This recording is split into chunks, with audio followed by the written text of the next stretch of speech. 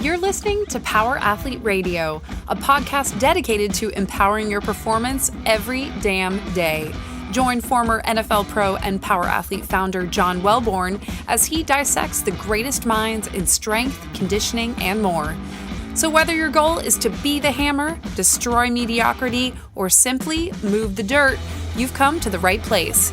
Now with the warm-up done, let the gains begin. Hey, Power Athlete Nation, I want you to buckle up for a hard-hitting podcast. We have a reboot of the podcast we did back in 2016 with Mr. Jim Abrams. Jim was recommended to us by Rob Wolf for the work that he has done with ketogenic diets. And it was an amazing story. His son was diagnosed with severe epilepsy as a baby.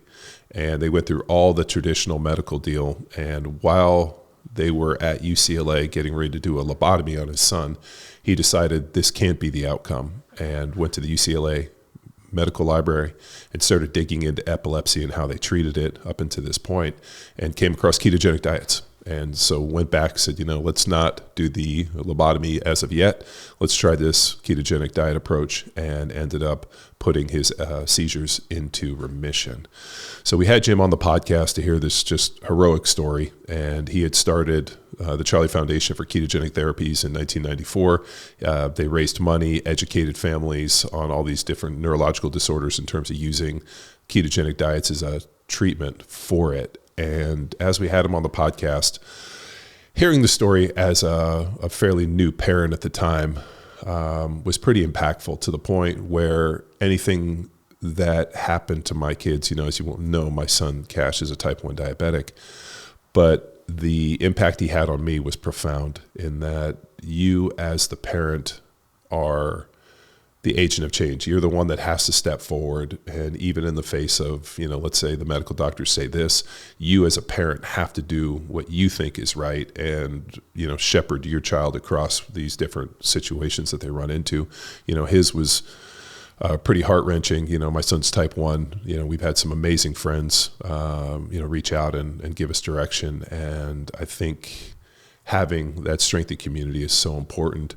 As we were on the podcast going through this, I ended up shooting his name into Google, and all of a sudden it popped up that this was the Jim Abrams that is best known for his work in the film industry, producing, writing, and directing my favorite movies and my brother's favorite movies, and movies that we grew up on as kids, like Airplane, the Naked Gun series, and Hot Shots.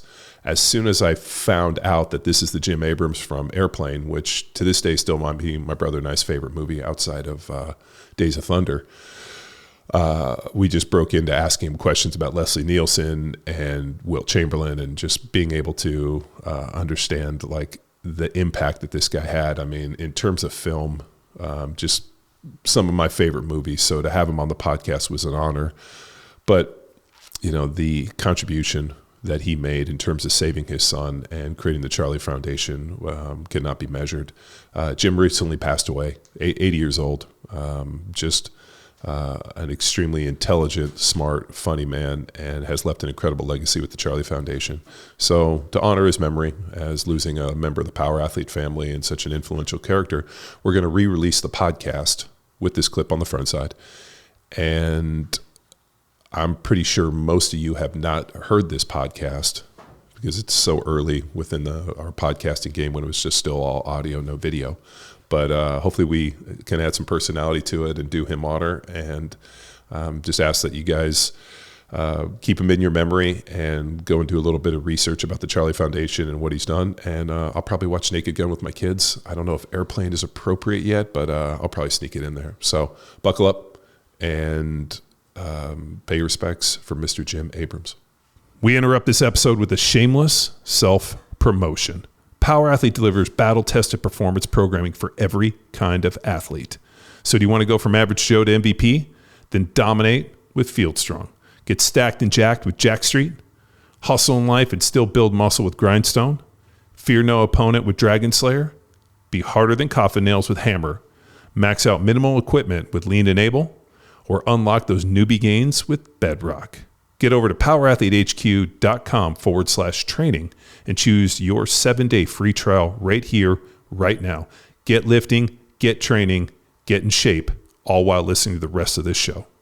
This episode of Power Athlete Radio is powered by Train Heroic, the most immersive strength training app experience on the market. We've built an online training business by partnering with Train Heroic to deliver all of our world-class training programs like Jack Street, Hammer, Field Strong, and Grindstone.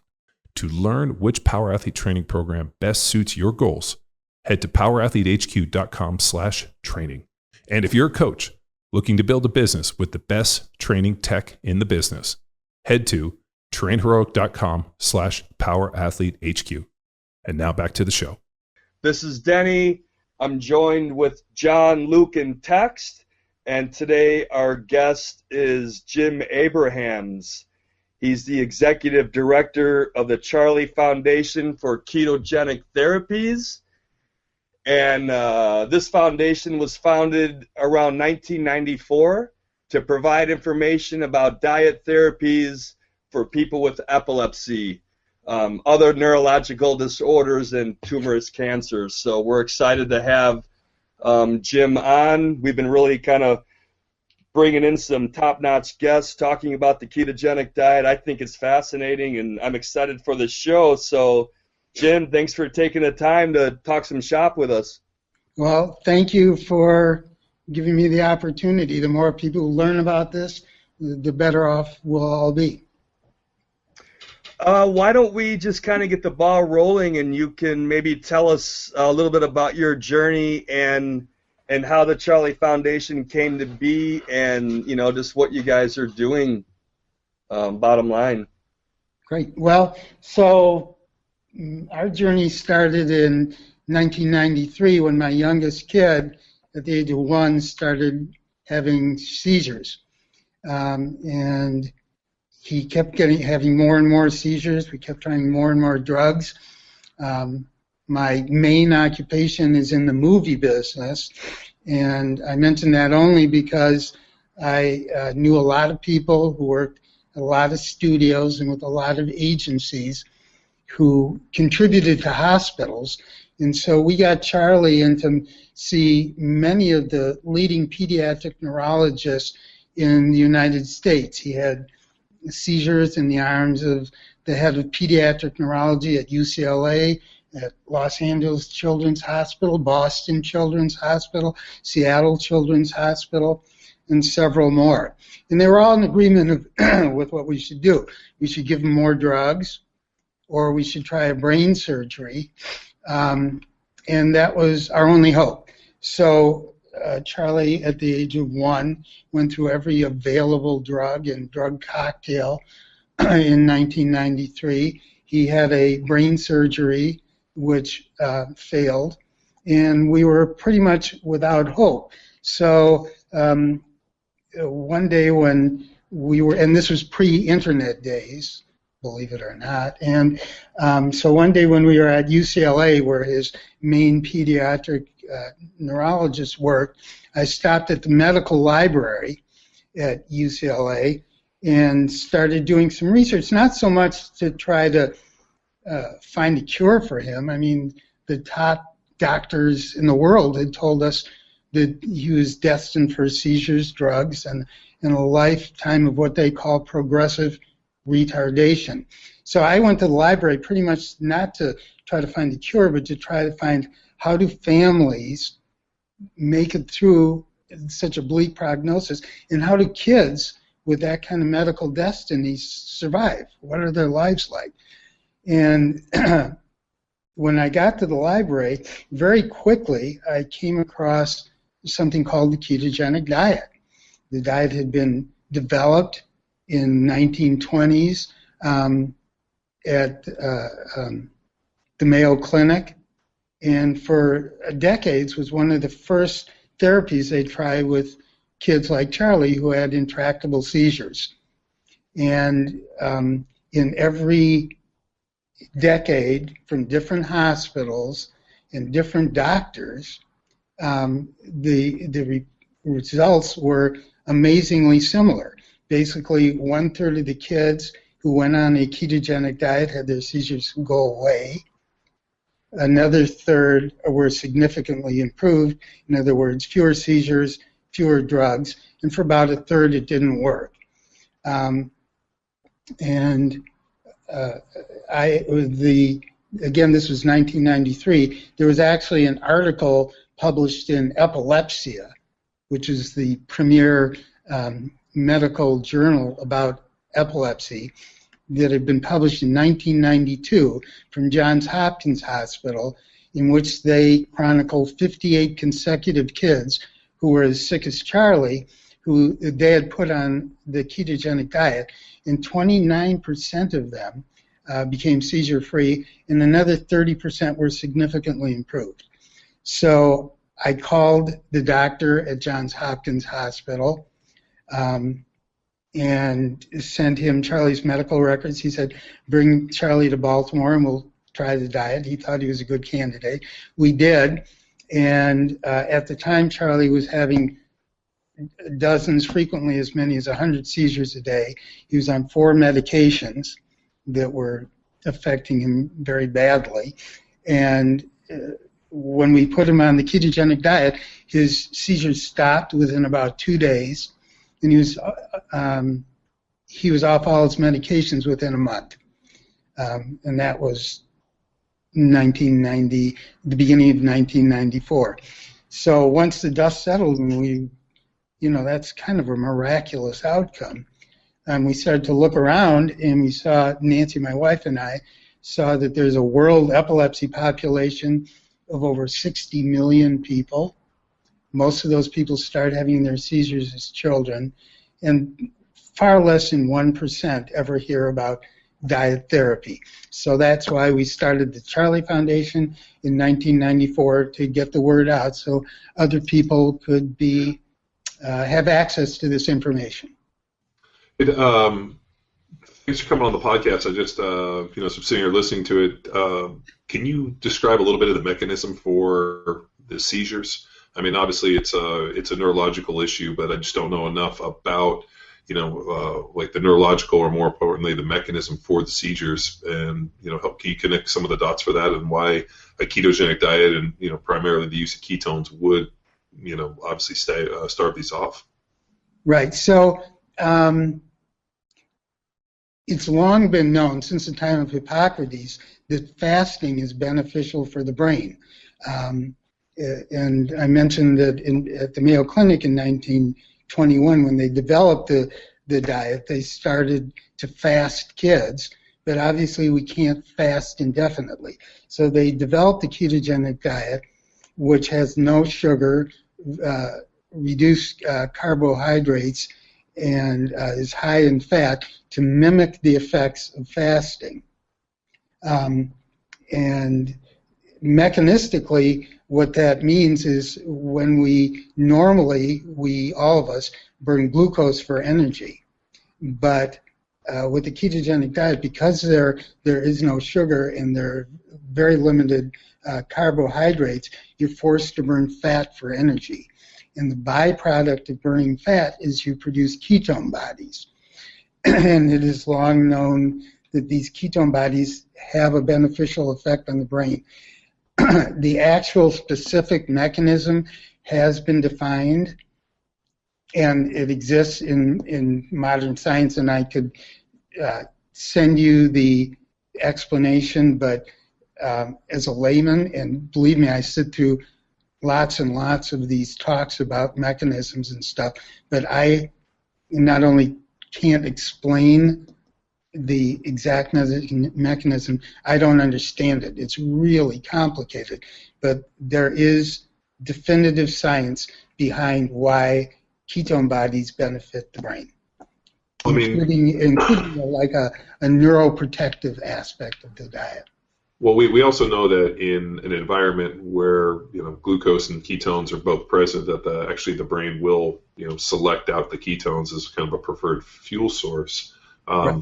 So I mean, obviously the Charlie Foundation started with epilepsy, and just basically making these diet modifications. We're able to, as a parent, give your child's life back, but also kind of give you yours. But right.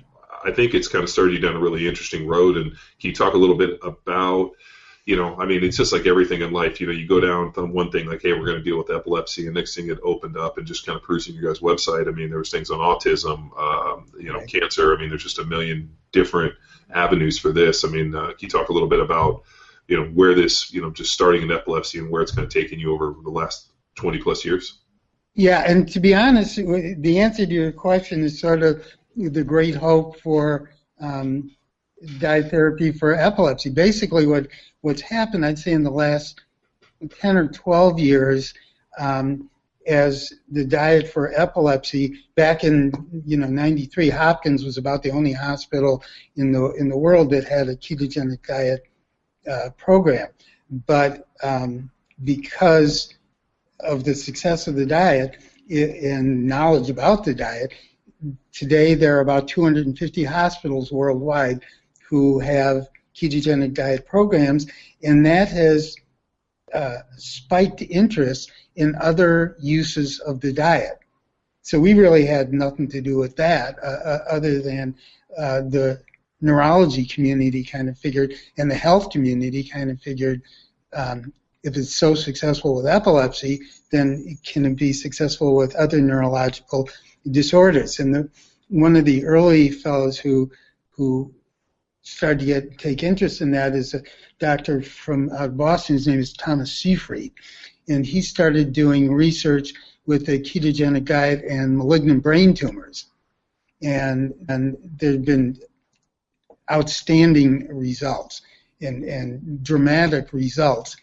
And then so that has has triggered interest in the autism community, as you mentioned, and in the ALS community, and just the healthy diet community, about other uses of the diet. And again, the reason I think the kickback to the epilepsy community is the day is not distant when every hospital is going to have a ketogenic diet program, because there are going to be so many uses, there are going to be so many disorders for which it's beneficial, that they're going to have a staff of ketogenic diet dietitians so that they can offer diet therapy to a range of patients, and that'll, again, make it more accessible to the epilepsy community. Jim, do you yourself follow a ketogenic diet, or have you tried it? That's funny. It's so the classic ketogenic diet is very restrictive, and it involves, and I should caution people who are talking about who are interested in the diet that Charlie was on, that you need to work in conjunction with a medical team. You need a neurologist, and most importantly, a trained ketogenic diet dietitian to help calculate meal plans. In other words, there are lots of variables involved, including ideal weight for height and activity level and any medications you might be on. So it gets complicated, and you need dietary support.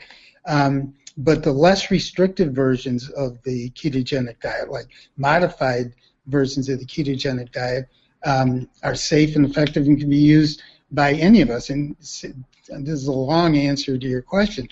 But yes, I've learned over the years, through Charlie's experience, what is now actually becoming sort of standard information about nutrition, and that's that sugar sucks, and the refined carbohydrates don't do us any good either. So years ago, I think my whole family, including Charlie's mom and brother and sister, started eliminating sugar from our diet, and minimizing as much as possible refined carbohydrates and going to protein.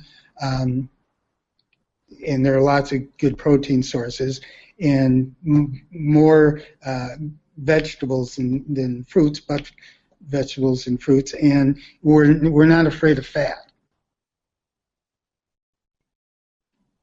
Hey, good. Can you talk a little bit about what Charlie's diet was? I mean, we're obviously pretty familiar with a modified keto. I just kind of wonder Oh yeah. if you could kind of outline, like, I mean, because how old was he when he started on the ketogenic diet? So Charlie was 1 Wow. when he So started on. Yeah, he was just a baby still. He was just before his 2nd birthday when he started as a that. 1-year-old to get can you just talk a little bit about him? I'm just kind of fascinated by, I mean, obviously having done ketogenic diets for a long time, and then also it helps people with it and discussed it. I'm just interested to know, a little bit more ins and outs when you take it to, more for just, hey, I want to try this, to something like, hey, I got to adopt this diet to save my life and basically give me the right to grow up and live a normal life. Exactly. Yeah. So the classic ketogenic diet, Charlie, he was on the diet for 5 years, and for most of the time he was on a 4-to-1 ratio of fats to proteins and carbohydrates, which means his diet was 90% fat, which meant that it was not nutritionally adequate, and that he needed to take vitamin supplements. And that's why it's so important, if you're going to do a classic ketogenic diet, to work with a trained dietitian. We were fortunate in our day to have access to the dietitian from Johns Hopkins, who had, at that time, 40 years of experience with the diet. So she, was very helpful. And then today, he was on the diet for 5 years. Our experience was that, and most people have the experience that after a couple years on the diet, if you've been as successful as Charlie was, in other words, no seizures, no drugs, you can take the person off the diet and he can go back to eating a normal diet and he'll be just fine. But that's not what happened with us. After the first 2 years, when we weaned Charlie off the diet onto, a typical diet, his seizures came back. So we immediately put him back on the diet for another couple of years. And again, when we initiated the diet the second time, his reaction was identical. So there was a real cause and effect. And his seizures went away. So he stayed on the diet for another couple of years. Then again, we tried to wean him off, and the seizures came back a third time. So third time we put him back on the diet, and that time he was on for a year. And when we weaned him off, he was fine. And that was in 1997. I'm thinking 1997. And he's never had another seizure or taken another anti-epileptic drug to this day. He's a preschool teacher in West Los Angeles now. So, I mean, 90% fat, 10% protein. I mean, obviously, super high on the fat scale. Can you talk a little bit about the food quality? Like, obviously, like, I mean. And I guess there's also a disclaimer, like Jim said, this isn't for everybody. No. Well, and that's I think what I'm trying to get at, like that. Obviously he's talking about and there's different levels of the ketogenic. I mean, we do a cyclical keto, which is has carb refeeds, and sometimes when you start getting into it more for kind of health benefits, like Jim, I don't know if you know my story, but I played in the NFL for 10 years, and upon retirement, a couple of years ago, they had I had a good friend who got diagnosed with some early onset Alzheimer's, and I had a bunch of friends that were committing suicide, and just a lot of bad stuff happening. And so there was a big study for NFL players about brain concussions, and I was in one of the studies and ended up coming out and realizing after 10 plus years and as a starter in the NFL that I had some damage to my brain, and I ended up contacting a good friend of mine who's a doctor of organic chemistry at Harvard. And hit him up and said, hey, Matt, this issue got presented to me today. What should I do? And I think he pulled like 10,000 research studies on every type of brain, traumatic brain injury, acute, chronic, the whole deal. And he came back and said, everything we have just points to a ketogenic diet, high level fish oil, ketogenic diet, and remove inflammation within the gut, and theoretically the brain should heal itself. And so I went on a pretty strict keto diet. I didn't think I ate, I didn't eat a carb for over a year. I think it was almost 12 months. Wow. And I came out the other side of it and, was night and day different because of it. So I kind of just gravitated towards it. And I had been exposed to a modified keto through a doctor named Mauro De Pasquale, who we've had on our podcast early on in my NFL career. So I'd always kind of tinkered with it and done some carb cycling.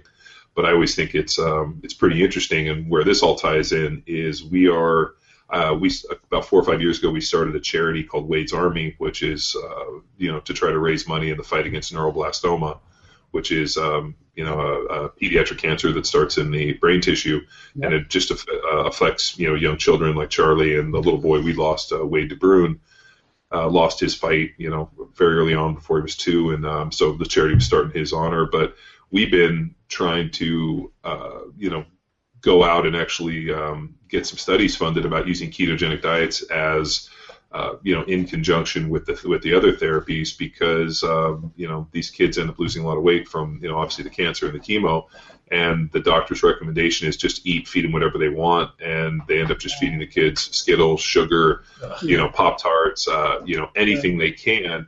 And of course, you give a 12-month-old or a 10-month-old or even an 18-month-old child the opportunity between I'm going to eat a bag of cotton candy opposed from something else, and the parents just want the kids to eat because they're just so happy, this guilt deal.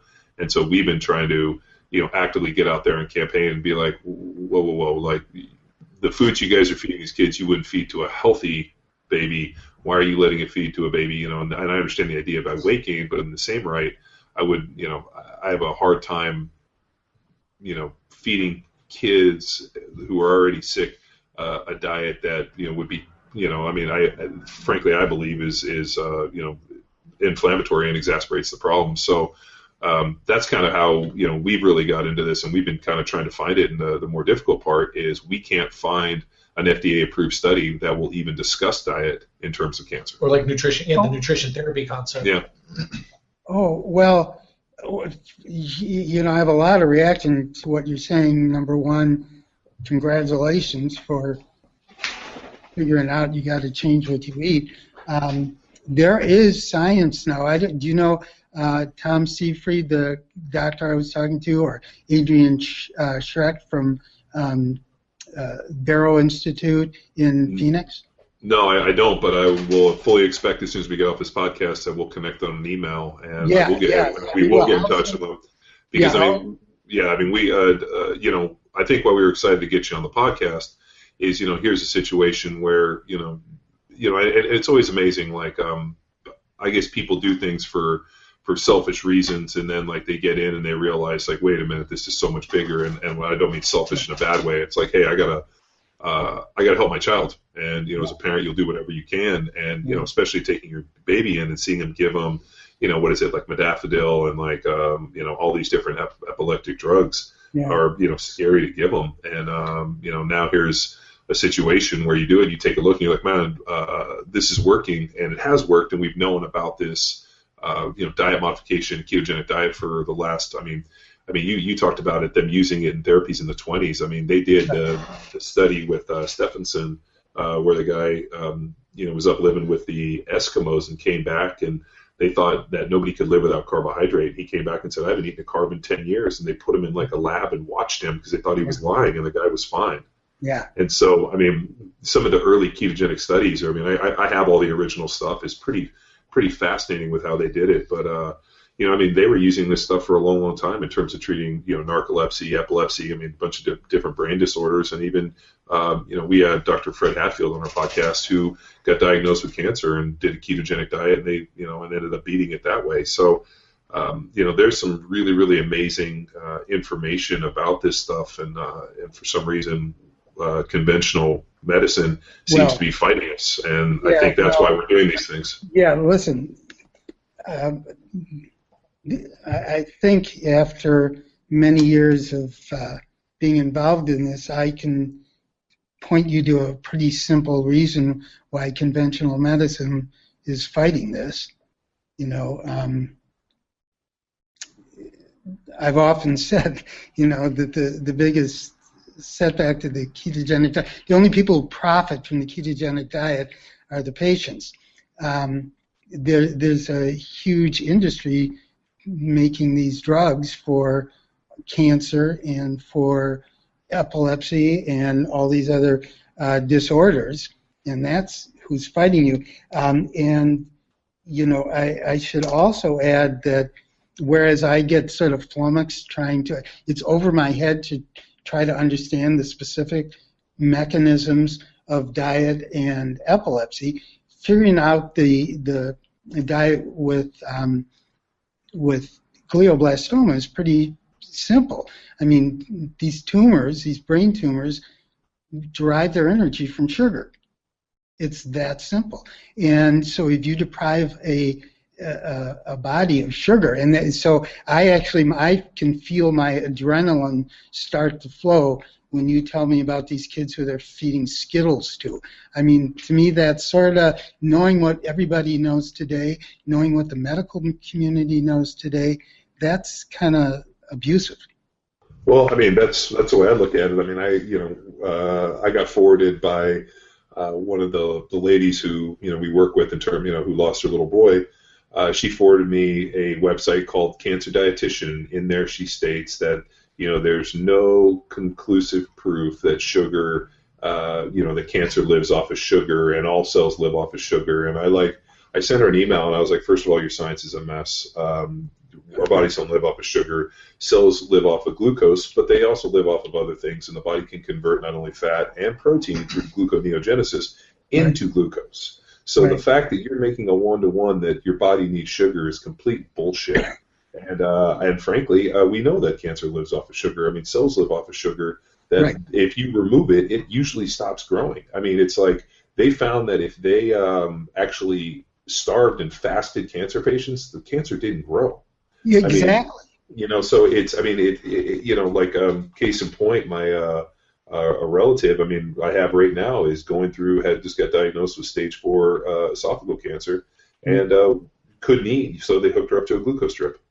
And then they wondered why it's growing faster, and they were like, we can't believe the rate it's growing. Yeah. And my dad called me, and I'm like, it's because, I mean, you guys aren't feeding anything other than ice chips, and you have a pure glucose drip, and you're wondering why.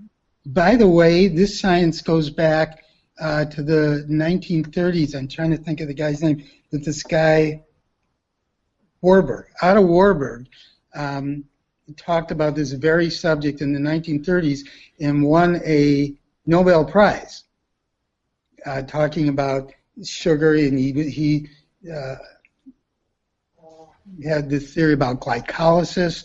And so what you're saying today goes back to the 1930s. And again, the only conclusion I can draw after the last 22 years of being involved in the world of diet therapy is that there are forces at work in our healthcare system beyond good health.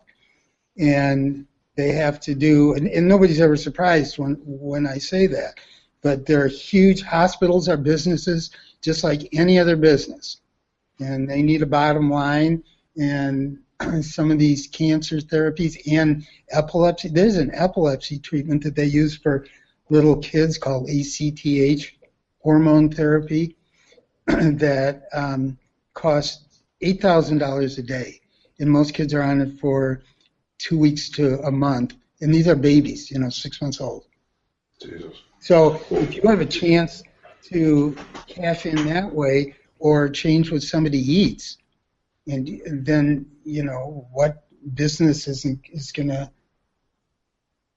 Well, cancer therapy and the cancer drugs, whether it be from research, production to end user, if you look at everything, I just saw the other day was over $15 billion in annual cancer. Like that is in treatments, production, like that's what like the ecosphere of in terms of treating cancer is. 15 billion. So and I've run into people that were like, oh, do you believe that the world is so inhumane that if we could cure this stuff we wouldn't? And I was like, I think we abandoned, we replaced ideology with humanity a long time ago, because if we had some humanity and less ideology, we probably wouldn't be in most of these problems.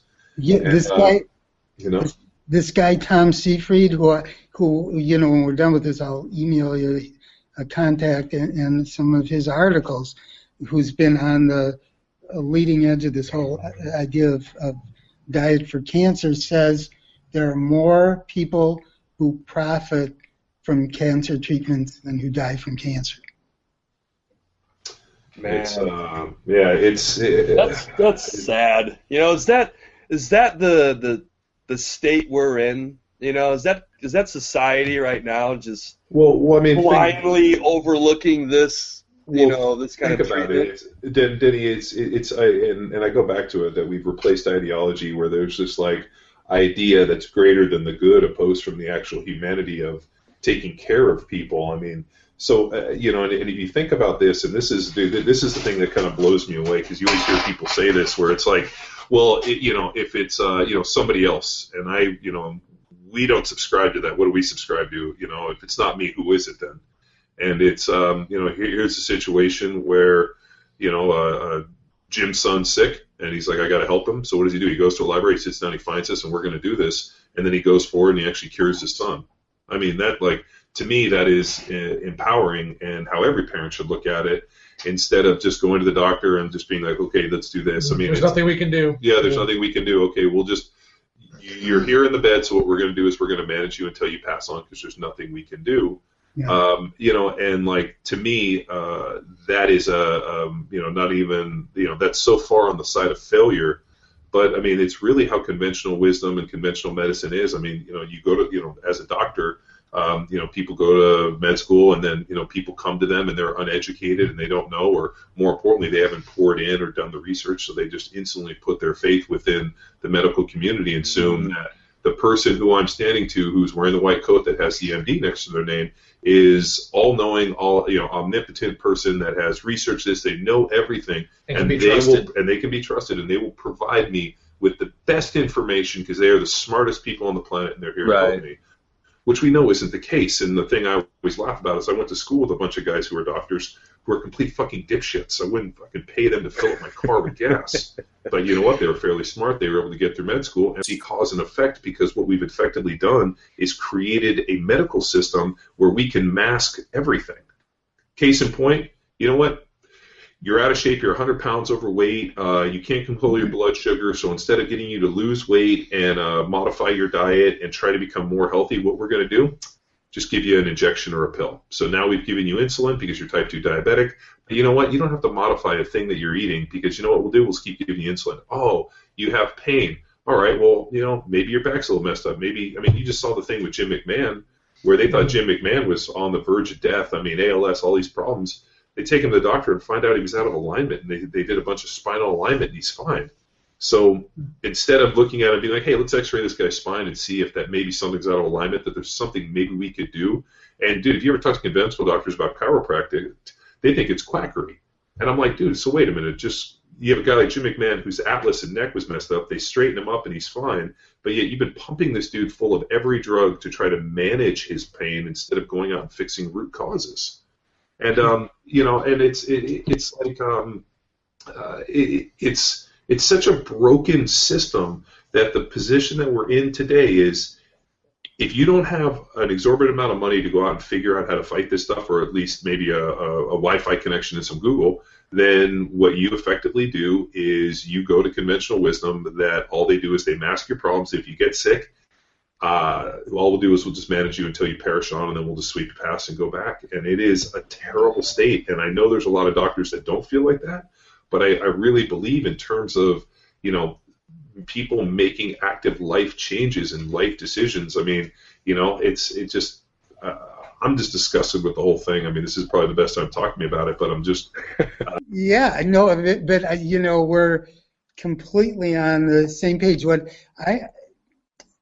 And I think that it's really important that people hear this, because the subtext to everything we're saying is that you can't defer your medical destiny to anyone else. You know, we're largely in charge of our own medical destinies.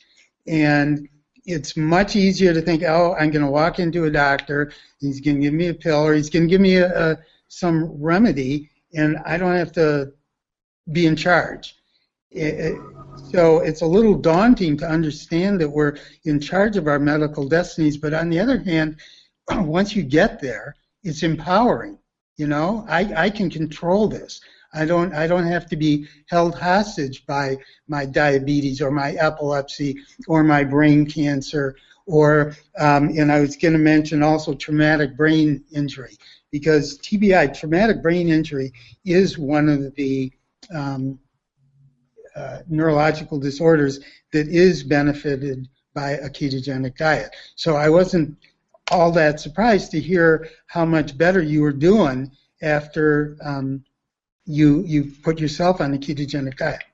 They had a 30 for 30 with the Chicago Bears, and dude, they had Jim McMahon on there, and he was like in a wheelchair and a walker. He had dark glasses. I mean, they were talking about, he had early onset Alzheimer's, and they were trying to treat him, and like, I mean, they made it sound as if he was on his final days, and he ended up having some doctors reach out to him, and he went to, I can't remember the exact this, but it was basically a spinal realignment, and they found out he was, his atlas, and he was really out of alignment. It was pushing on his cervical cord, and cervical spine was kind of teed out, and just had a bunch of neurological issues from it, and they ended up fixing and realigning him, and all of a sudden he said in like, the comment was, in 20 minutes, I felt as if somebody had flushed all the shit out of my body, and he goes, he got off, and he was like, I'm a new person.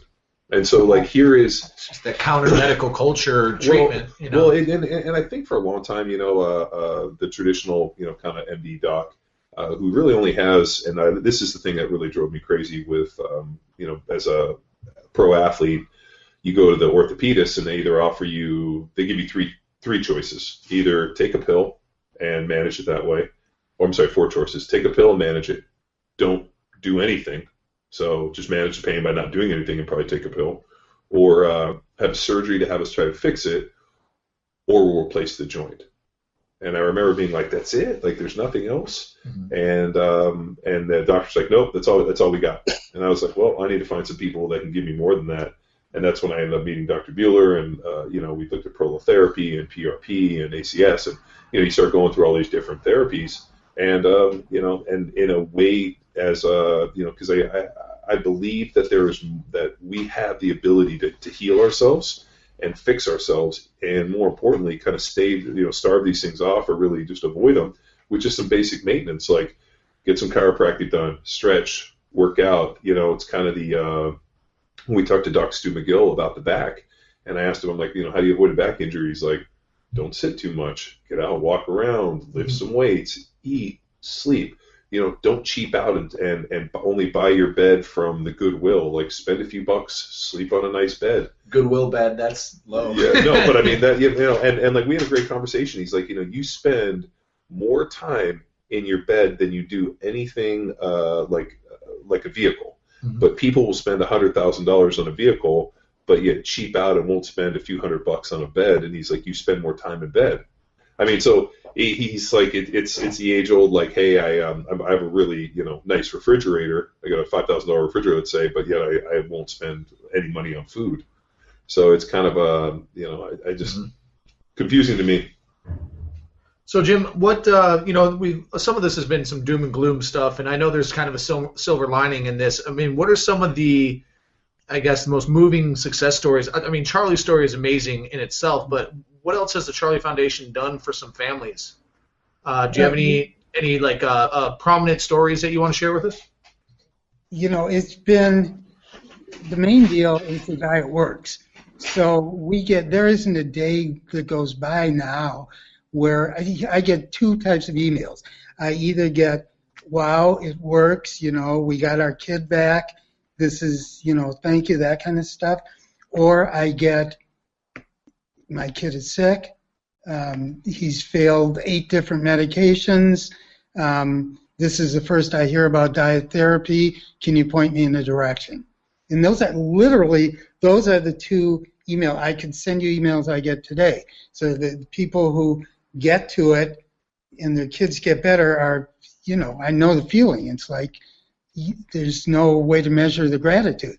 But still, very, as I said earlier, there's 60 million people worldwide with epilepsy, and far less than 1% ever get information, in particular accurate information, about how changing their diet can benefit them.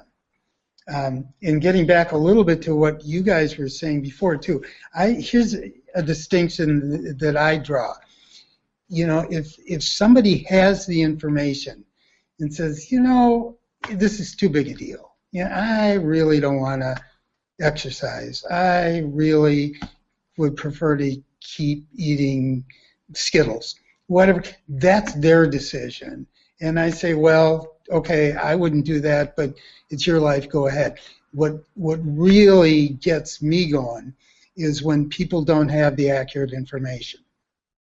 And they're not given accurate information, or even choose not to seek out accurate information about whatever is bothering them.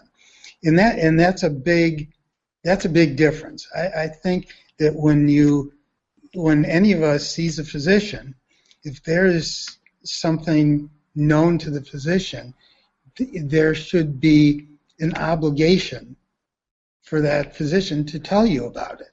You shouldn't have to find out. There's something called standard of care, and legally in the United States, the standard of care means a physician is required to tell you whatever a few of his colleagues would tell you under the same circumstances. So that if you get sued and he goes to court, he can parade a couple other doctors to the stand who would say, yeah, I would have said the same thing under the same circumstances. And unfortunately, that's the standard of care in the United States today. Ideally, from my point of view, the standard of care would be that a process of informed joint decision-making, where a medical expert is required to tell his patient the alternatives that are available, and then between them, they can arrive at a decision. That's not what goes on. We all hear a litany with many different diseases, where informed joint decision-making doesn't take place.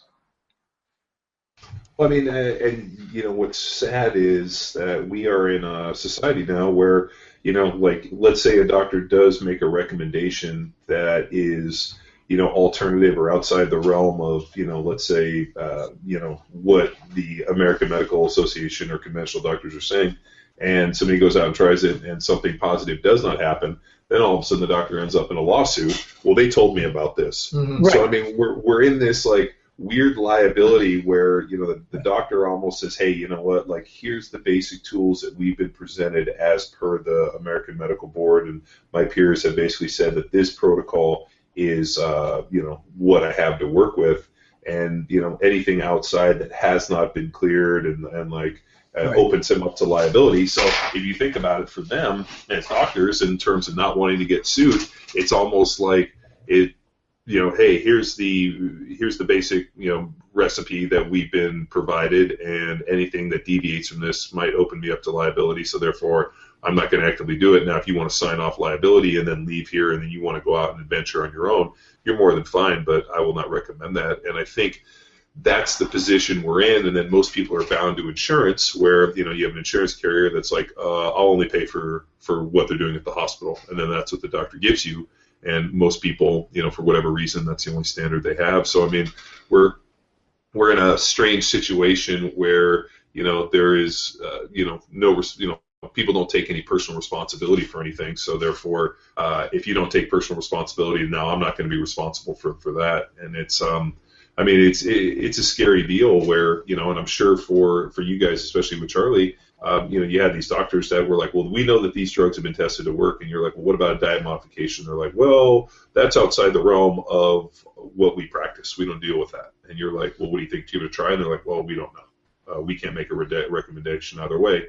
And so, I mean, that's where, almost like, just the liability thing is just killing it. So, I mean, we're in kind of a I always think we're small pawns in a greater, a greater chess game between, insurance companies trying to, obviously with premiums, money, how much money is spent here and there, and you have hospitals and you have all these different insurance. And it's a bad situation because, at the end of the day, it's like, who wins? And, like I said, ideally, if we didn't have so much ideology and we had more humanity, people would be like, hey, I just want to help these people and by any means necessary. And if there's something out there that helps them, then that's where we need to go. And unfortunately, it doesn't work like that anymore. And so it takes people like you to be like, hey, I'm going to be proactive and try to, find out there and go help people, which is kind of what we've tried to do. So and that's, Yeah, and it's and I always feel like I got to qualify this discussion a little bit. I just would like to add that in 2003, 2002, I had a really bad case of leukemia, and it was cured by what they call a stem cell transplant from my sister. I was told that I had a 50% chance of surviving for 2 years, and I went strictly down traditional Western medicine, and they loaded me with chemotherapy, and I got a stem cell transplant, and here I am today. I mean, I'm alive, and it saved my life. So it's when I start to get on the soapbox and rail too much about Western medicine, I need to qualify it, because there are lots of procedures that are in place which are wonderful. It just turns out that with some of these brain disorders, that's not the case. Yeah. It's crazy stuff. No, and the other thing I would like to because the other thing that you had mentioned is once we learn the lay of the land, once it feels scary, and yes, it is scary, but on the other hand, I do believe it's empowering, because once you understand that, there are forces at work in our healthcare system beyond good health, that puts the onus back on you, and so it's up to us, up to each of us, to embrace that and go to work. Well, I mean, I think that's just a metaphor for, I'm sure you've been watching the political hoopla that's going on, and actually that exact statement is like what kind of goes through my mind every time I discuss with my wife or ever look at anything. I'm like, why do I feel that there's nefarious forces at work here that aren't in that are not working for our benefit? No. Bernie Sanders made a great point. I heard him speak in, not in person, but he made a point that 1%, public policy is driven by 1% of what the general mass actually wants. So he's like, the public policy that we're getting put forward is not representative actually at all of what the people really want.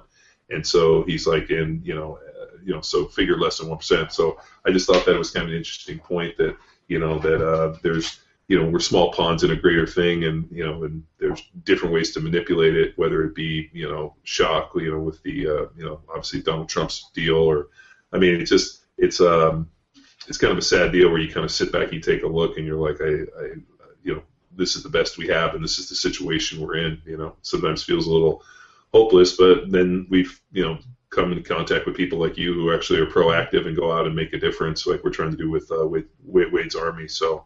I appreciate that, and thank you very much. Well, thank you, and congratulations on what you're doing too. I think it's largely up to us. I think maybe it was last night too, and maybe it was Bernie. I don't remember who said it last night, but social movements don't start from the top and go down. They start at the bottom and go up, and sure. So that's what you guys and I'm involved with. Well, we're kind of in the midst of a social revolution, I think so right now. Where the people that are our elected leaders no longer represent the populace, and I don't know how long it's been since that's really happened. But I know, at least for us, we kind of look at our elected leaders and we're like, this is the best we got. Like, where's the person who's kind of the least crazy person, or the person that actually comes out with like shooting some straight stuff, or a person where you're like, I'd actually like to invite this guy over to my house for dinner. Right. I can't really think of a candidate that I've seen in recent years where I've been like, wow, I would actually invite this guy over to my house, and I'd like to have him at a barbecue and actually talk to him, or I'd like to sit next to a plane. It's just it's become, I think the position we're at now is things have to be so polarizing to catch anybody's attention, because we're so overwhelmed, inundated with with everything. I mean, whether it be technology and just almost like a blinding effect that the only thing we notice now is the loudest crack or the biggest bright shining light. And so I don't know if that's a social commentary, but we'll see how it all pans out. Yeah. So yeah, you guys are too young to miss John Kennedy, but there's a guy you'd like to have over. Yeah. Oh, I mean, I always have appreciated the Kennedys for the mere fact that how the Kennedys made their money running as bootleggers, and you got Joe Kennedy and and the brothers and some of that stuff. But I mean, it's you think about like when was the last time we had a great leader that in a terrible time? Like I always wonder, is it do great people appear when you need them, or is it hard great times that make the individual? And you can look back in history and say we've had the right person at the right time, and just hope whoever's coming up next is the right person at the right time. I just know that the status quo isn't working, and so you take a look, and even a guy like Bernie Sanders, who's got a different set of ideas. I mean, that to me, I think at this juncture might be more appealing than I don't know, Donald Trump's whole deal where it's like make America great, and then the even funnier part is hearing people come out about Ted Cruz and how much of an asshole he is, how many people dislike him, and like it's pretty amazing, like how many people are like he's a terrible person, and not that you have to be a great person to lead this country, but I like to believe that at least you are, to be the president of the United States, you probably have to make a lot of hard decisions. People don't like you, but I think you have to inherently, like, be somewhat of a man of the people, But so that's my political commentary today. I'm sure we'll cut that part out of the show. Callie will get on here and be like, "I'm not listening to this crap." But no, I mean, I think at any, and we always say this. I think we're at such a pivotal point in our history, And what is it? The old proverb: "May you live in interesting times." We are in interesting times. That's for sure.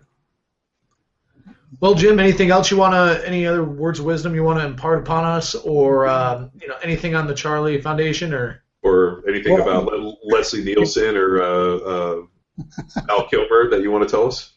Well, Leslie always carried a fart machine. He lived a long and happy life. So he literally did. He had this like a diaphragm thing that he would carry in the palm of his hand, and constantly. And when he'd squeeze it, it would make the sound of a fart. And so he had to be. So he would do it all the time. I mean, we would be on live TV somewhere promoting something or another, and he would do it, and he'd kind of like wiggle around like he was uncomfortable when he did it. He probably had the best straight delivery of anybody I've ever seen where he could like deliver a line that I'm sure everybody in the room was literally like on the floor in stitches, and he literally straight faced. I mean, the only other guy I've ever seen like that is Will Ferrell. But like that one, and then I mean, Top Secret is probably one of the funnier. Airplane, of course. I mean, to this day, my brothers and I still use references from Airplane, like we're like sitting next to, or we're talking to somebody, and we give the Harry Carey or like this guy Ted Stryker me, where you're over there. You remember where he's telling the story on there, and the people start committing suicide. The story's so bad, so we still use this, like, hey, Ted Stryker, don't make anybody kill themselves. So we still use. That's great. Timeless, man. Dude, those great. Movies are like they still make. I mean, surely you can't be serious. Yeah. Well, that and it's like I always think like those over. Those movies were made in a time where kind of like the Mel Brooks movies. Like Mel Brooks could never go back and make Blazing Saddles or History of the World or any of those. The world is way too politically correct today, and so even those ones like with Airplane, where he's like, I can't remember the guy's name. I picked, what is it? I guess I picked the wrong week to stop sniffing glue. Yeah, it was dude, just some of the even when they come on like like beating up the Hare Krishnas in the airport. and where today, my Dave and Jerry Zucker, who I made those movies with, we talk about that all the time. Like not all the time, but like where could you have an airplane pilot be into pedophilia when that just wouldn't happen today? You'd never get away with it. Dude, we still have people all the time be like, you ever hang around the gymnasium after hours? You ever seen a grown man naked? I mean, and then you got Kareem in there. I mean, yeah, like legend. Unbelievable. I mean, and then you have Leslie Nielsen come in as the doctor, and like. I like how he had his one go-to fart machine and just let that sucker ride for a decade. Well, you know what? You got a good joke. You just it's can't Leslie let go. Nielsen, Yeah. who was actually, because he was in Dragnet, wasn't he? He was he? No, that was Jack Webb. That's right. Okay. Yeah, but Leslie, at one point years ago, we went through this exercise. He was in a movie called The Poseidon Adventure, kind of a real B disaster. Was it a porn? No. I'm kidding. I'm just making a joke. It was just a bad movie, but you can kind of intercut his performance in that movie with his performance in Airplane, and it's hard to distinguish. He played it so straight. So, dude, and then all the Naked Gun stuff, which is so ridiculous. Mm-hmm. Nice beaver, and then she hands it down. Oh, I said stuff last week. I mean, like the lines, that stuff is some of the funniest stuff, and sadly, we have. We have young interns and kids that come and work for us or whatever, and we have created this hot list of movies, and we always ask them, have you seen this? And their lack of movie knowledge. I think my dad talked about it once or something. Yeah, something like that. I think I look at them like, first of all, you guys don't know how to be funny, but... Go black out a week. Yeah. Here's 100 movies you need to watch. And you have to watch them on VHS. Mm-hmm. Like, I'm not talking Blu-ray nothing. I'm talking about VHS. Rewind them when you get back. I remember watching it, and you remember when she's laying in bed with the horse, and she's like, "You can let yourself out," and then the horse is laying there in bed with her. I remember watching it, so he's like, "Why is that funny?" I'm like, "Are you serious? You don't get she's in bed with the horse?" Like, all right, but I can see what you mean. Like, there's no way you can make any of those movies. I mean, I literally Blazing Saddles was on a couple weeks ago. And I literally couldn't stop laughing, and I'm thinking to myself, "There's no way Mel Brooks could have made this movie today." No, yeah, we're lucky we got away with it. I was at some function like just a couple of weeks ago, and this 8-year-old. This is a humbling story. And this 8-year-old, 10-year-old boy came up to me and he said, "Oh gosh, it's our Airplane. I really liked that." And I said, "Thank you," and stuff. And I said, "How is it that you came to see it?" And he said, "My grandfather made me watch it." You're like, you should have looked at him and just kicked him in the ass and like, "Get out of here, kid! You're bothering me." I just always wonder, how you guys got Kareem in that. That was the best. Talk about like the best cameo appearance, and then the best is he's like talking about it, and the kid's like, "My dad says you can't run the court," and he's like, "Tell your old man to shut up," and then they're carrying him out. And he's wearing the goggles. Actually, that part was originally written for Pete Rose. And this is before Pete Rose was known to be Pete Rose, and when he was still just known as a baseball player. And but we filmed Airplane during the summer, so he was playing baseball, so he wasn't available. So we rewrote it for Kareem and somehow got it to his agent. And he said he'd do it if we would buy him a particular rug. He had a big rug collection. So we wrote the part for Kareem and gave him the rug. And like a couple of weeks later, there was an article in Time magazine with Kareem and the rug. Man, the good old days where you could buy a man for a rug. Yeah. You know what? That's the type of stuff you can't make up. You're like, "Hey, we had Kareem in the movie and we paid him with a rug." Yeah. That's pretty awesome. I was always in Jerry and David and I were always huge Kareem fans. We were from Milwaukee originally, and he started in Milwaukee, and we were fans, and he was at UCLA and stuff. So that was the easiest dialogue in the world to write because he was, always all the knocks on him that the little boy makes in the movie you read that every day in the paper. Sure. Yeah. Oh, that's awesome. I'm sad that we got to talk about some good stuff, but I actually it would have been great to just chew your ear out. Yeah, just stuff. Be like, so ironically, when I played in Kansas City, Paul Rudd was a big Kansas City Chiefs fan. Oh yeah. So he, so Will Shields, who I played with, would get him tickets, and so after the game, in the Players Park, they always come and drink beers with us, and we ended up going out to a bar and hanging out with them a bunch, and he was always hilarious with just some of the stories, and and the one that he kills me on was Anchorman, that they would actually take their scripts home and they would rewrite the scripts trying to surprise people because they were just trying to get laughs and just trying to get the crew to laugh, and their whole goal was to get somebody off camera to laugh and fuck up the scene. And so he goes, the one guy they could never get to break was Will Ferrell. And he said the only one they got him to break on was when he came out with the Sex Panther. It's 60% of the time it works every time. Yeah. And he looked at him. He's like, that makes no sense. And he's literally, he goes, dude. And he goes, what ruined the scene was that one of the camera guys started laughing, and or one of the grip guy, whoever, almost dropped the boom on him. Oh, and he goes, that's how I knew I had him. And so it was pretty funny. He said the whole movie, the director was so mad because he had written, they put together these scripts and whatever, and these guys were going home and rewriting everything. Wow. And so it just, sometimes some of the backstories like that you never get are really like the Korean rug story. Now. Yeah, that's great. One. So, well, yeah, thank you for sharing. That's awesome. Sure. So. Well, Jim, hey man, it's great to talk to you on both levels. And I look forward to anything we can glean from your experience in terms of any of the nutrition treatment studies and how we can help Wade's Army really move forward in our journey. I'll send you a bunch of information for anybody who might be interested. About the ketogenic diet and what we do. We do have a website.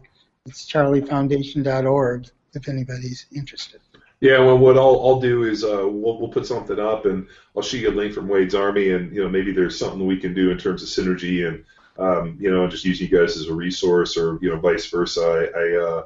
I'd love to start to include you on this stuff, just because it's it's painful for me to watch, to see this mom feeding joking about nicknaming her little boy who's 10 months old Sugar.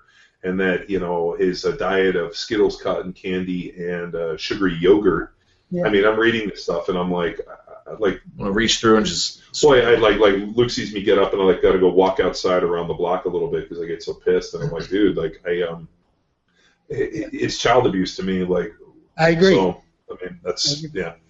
So these guys, and the work and the traumatic brain stuff is really important too. They just did. Autopsy on Kenny Stabler's brain. Oh yeah, okay. And that came out yesterday. He had CT and stuff too. So who knows? How many other guys? And that's one of the fields that's being pioneered now with diet therapy. Is if Kenny Stabler had gone on a ketogenic diet 30 years ago. Well, that's. And Earl Morrell too. They said Earl Morrell also. That's kind of where we're at right now. We've had really a string of ketogenic experts on. We started with Morrow and Rob Wolf and Dr. Perlmutter and Ken Ford, and so all these different experts.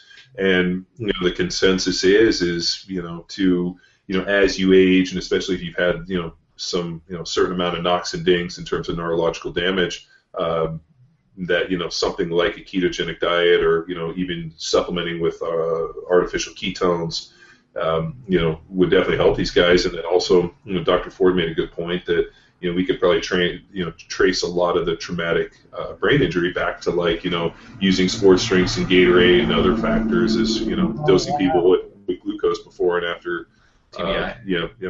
chronic brain. So that's really interesting.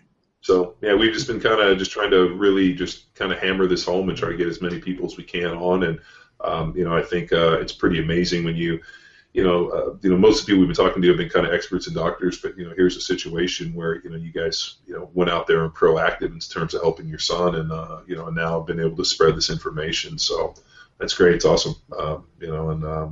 Thanks for connecting. I'll shoot you an email, and hopefully, hopefully we get to, I mean, we're down in Orange County, so I mean, hopefully at some point we get to meet up in the future. Well, that would be great. Hey there, Power Athlete Nation. Big shout out to all the heavy hitters who stuck around till the final whistle. If you've been soaking in the knowledge bombs and epic tales we've been dropping for free, here's your chance to be a game changer. Swing by kofi.com/powerathlete and toss a few bucks our way to keep the podcast fueled and firing on all cylinders. That's ko-fi.com/powerathlete. Your support makes a difference. See ya.